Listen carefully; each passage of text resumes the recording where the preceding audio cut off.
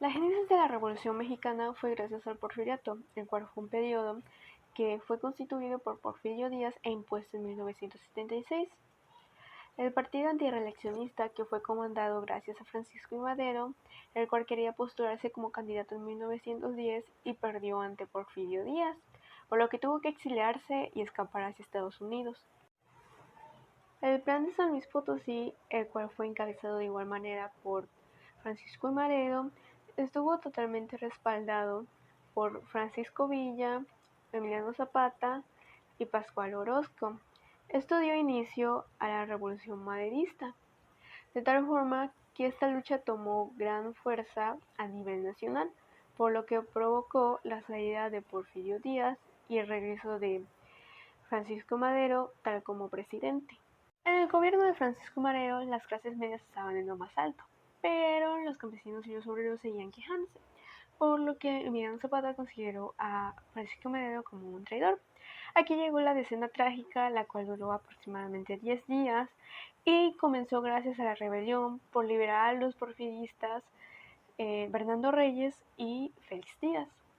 Este último firmó el pacto de el plan de la Ciudadela junto con Victoriano Huerta, los cuales buscaban apresar y claramente tomar el puesto de Francisco y Madero. Entonces Francisco y Madero y su vicepresidente salieron gracias a que el Congreso aprobó todo este movimiento. Entonces en su traslado a la cárcel fueron asesinados. La Revolución Constitucionalista. Victoriano Huerta buscó estabilizar el país, aunque tenía como obstáculo al Congreso, por lo que decidió disolverlo. Su gran fracaso fue no obtener el apoyo de Woodrow Wilson, presidente de Estados Unidos, quien le pidió la realización de elecciones libres sin su participación. Pero fue en Coahuila donde comenzó a formarse su oposición al mando del gobernador Venustiano Carranza, a quien su Congreso le otorgó poderes para organizar una fuerza militar y recuperar la democracia. A este ejército se le conoció como el Ejército Constitucionalista, que dio inicio a una lucha revolucionaria del mismo nombre, los conflictos y la formación del Congreso Constituyente. Con la participación de Carranza y los gobernadores, comenzó la Convención de Aguascalientes el 1 de octubre de 1914, pero sin la participación de villistas y zapatistas, quienes terminaron por tomar el capital al formar un pacto. La guerra comenzó de una nueva cuenta en México, siendo hasta 1916 cuando Carranza logró recuperar la capital y posteriormente el control del país. La caída de los líderes y el fin del conflicto armado.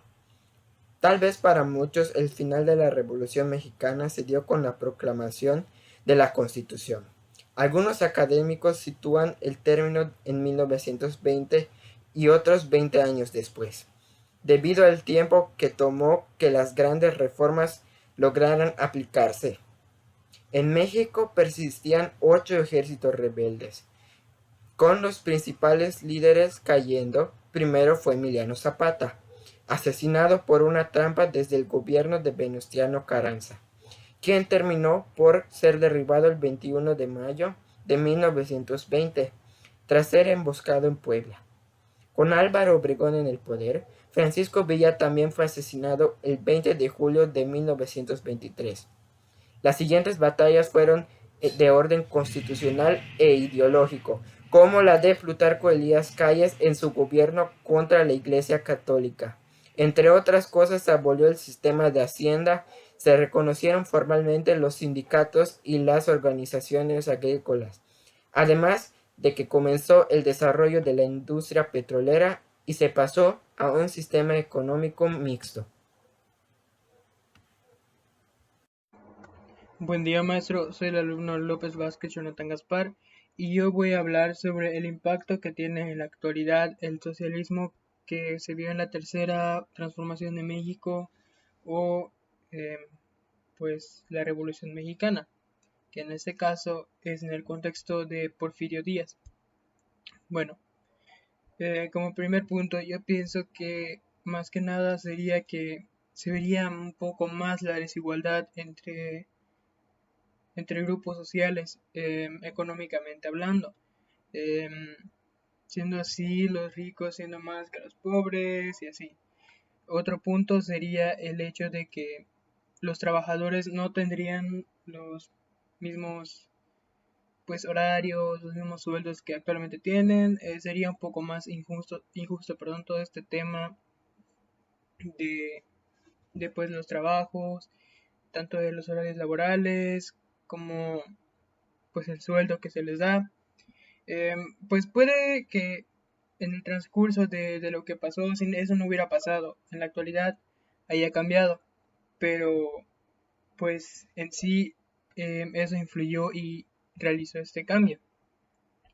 Otro cambio que podría ser lo que actualmente se ve mucho de que el que trabaja en la tierra pues es el dueño, ¿no?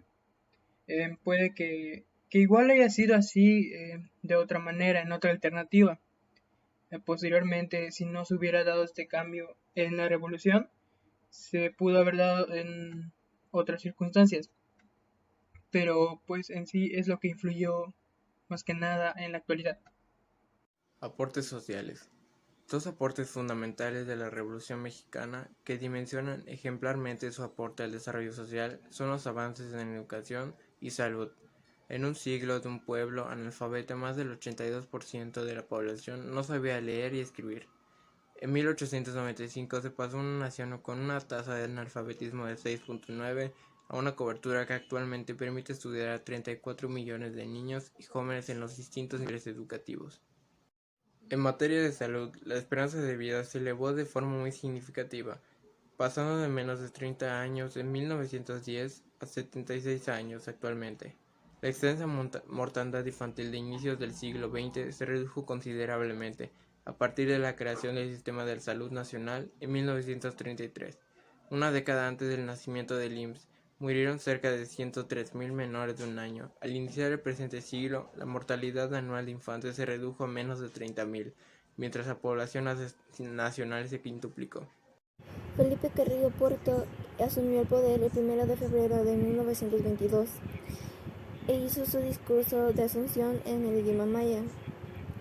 En el corto periodo de gobernatura, el Partido Socialista impulsaba varias reformas, así como la reforma agraria, donde fueron distribuidas más de 664.000 hectáreas de tierra a los campesinos yucatecos. También se hizo la clasificación del oro verde, más conocido como Enequén, como la riqueza pública, así como la ley de incautación y la exportación de haciendas abandonadas.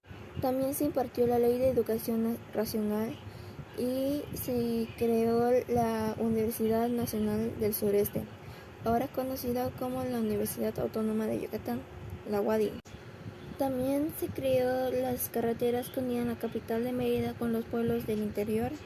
También se fijó un salario mínimo. Se hizo una campaña de alfabetización. Se incorporó mucho más la mujer a la vida pública y se tradujo la Constitución Política Federal al idioma maya. El Partido Socialista impactó mucho a Yucatán, sin embargo solo dijo algunas de las cosas a las cuales le pusieron más importancia y se siguen usando hasta el día de hoy.